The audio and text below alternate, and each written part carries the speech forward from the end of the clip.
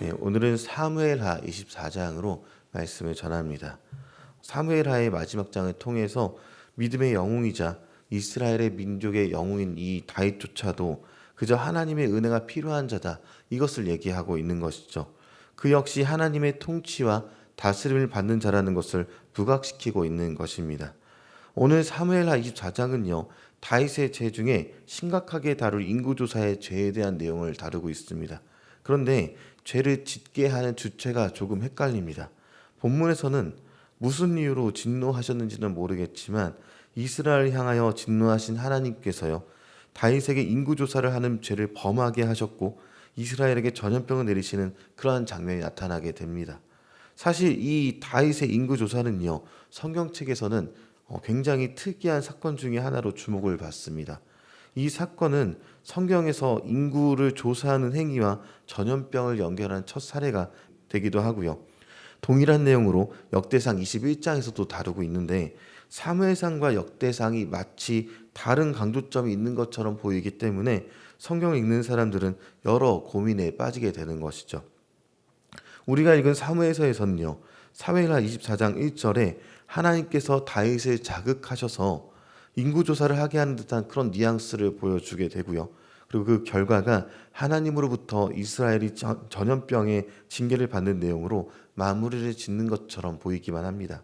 그래서 왜 하나님이 범죄하게 만들고 심판하느냐고, 이상한 하나님은 아니시냐고, 그렇게 성경을 읽는 사람들이 어려움을 느끼기도 하는 것이죠. 그리고 역대기에서는요, 사건의 발단은 유사하지만 이스라엘을 위해 쌓은 번제단이 미래의 성전이 세워질 부지로 선정되면서 마무리되어지게 되는 것을 보게 되는데요. 그러니까 사무에서의 인구조사는 전염병이다라는 결과가 보이고 역대기의 결과는 성전이 보일 수 있겠다, 이렇게 생각이 듭니다. 그러나 오늘 본문을 자세히 살펴보면요, 다른 강조점이 아니라 사실 이 두 본문은 같은 이야기를 하고 있습니다. 사무엘의 마지막 부분에 전염병이 멈추는 곳이 어디인가, 이것이 중요한 것이죠. 18절을 보니까요, 선지자 갓이 다윗에게 나가서 하는 말이 있습니다. 18절 말씀을 같이 한번 읽어보겠습니다. 이날에 갓이 다윗에게 이르러 그에게 아뢰되 올라가서 여부스 사람 아라우나의 타작마당에서 여호와를 위하여 제단을 쌓으소서 하매. 아멘. 다윗은요, 갓의 말대로 아라우나의 타작마당 향해서 나갔고 그곳에서 제단을 쌓게 되었고 그 결과가 25절에 나타나 있는데요. 25절 말씀도 같이 한번 읽어보겠습니다. 그곳에서 여호와를 위하여 제단을 쌓고 번제와 화목제를 드렸더니 이에 여호와께서 그 땅을 위한 기도를 들으심에 이스라엘에게 내리는 재앙이 그쳤더라. 아멘. 범죄한 이스라엘에게 임한 재앙이 아라우나의 타작마당에서 멈추었다라고 이야기를 합니다. 그리고 이 장소가 어떤 장소인지가 중요한데요. 창세기에 아브라함이 이삭을 하나님께 드리려다가 멈추고 대신해서 순양을 잡았던 곳이 바로 이 장소입니다. 아브라함이 제단을 쌓았던 곳에 다윗이 제단을 쌓게 되었던 곳이죠. 아브라함이 쌓았던 이유가 믿음에서였다면 다윗은 징벌을 멈춘 것에 대한 감사에 그 제단을 쌓게 되었던 것입니다. 그리고 역대상을 보면요, 하나님께서 다윗의 제사를 받으시고 그가 쌓은 번제단 위에 불을 내려 응답하시는 것도 알 수가 있습니다. 다윗은 이곳을 하나님의 성전이 세워질 곳, 영원한 이스라엘의 번제단이다라고 선포하게 되게 되고요. 그의 말에 따라서 그 다윗의 아들 솔로몬이 그곳에서 7년 동안 성전을 짓게 되는 일이 이 장소에 있게 됩니다.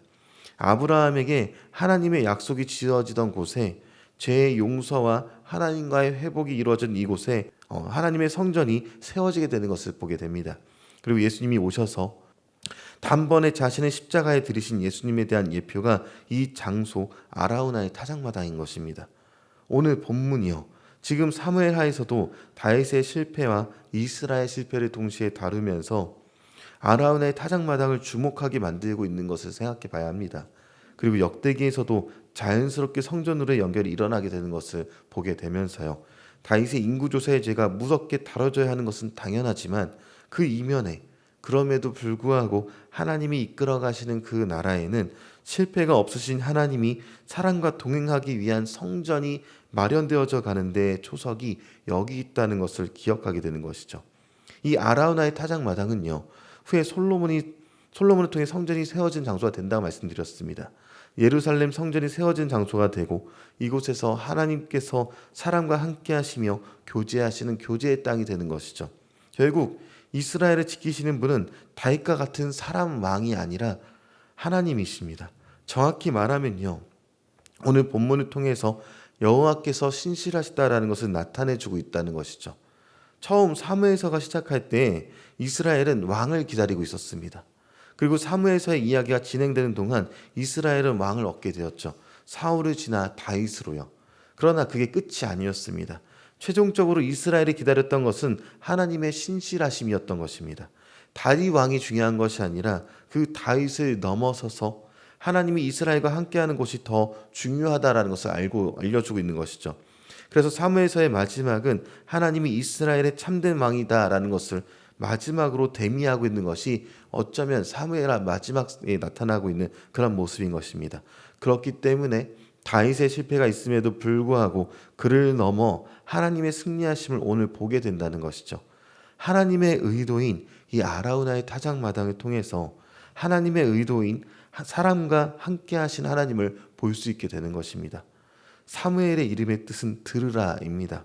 그리고 사무엘서의 처음부터 끝까지 다윗의 이야기로 들려 보이지만 실상은 하나님이 그분의 말씀을 들어야 하는 이스라엘을 어떻게 이끌어 가는지를 듣고 따르라라고 말씀하고 계신 것이죠. 이제 우리는 말씀을 통해서 다시 생각해 봐야 할 것이 있습니다. 인간왕 다윗의 연약함과 그 위에 일하신 하나님에 대해서 생각해 봐야 하는 것이죠. 우리는 현상과 사람에 집중하지만 하나님은 하나님께 온 마음을 다하라 말씀하십니다.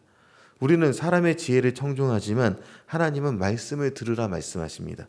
이를 기억하셔서 오늘 우리의 참된 왕이신 하나님 말씀에 귀를 기울이는 저 여러분 되시기를 주님의 이름으로 축원드립니다.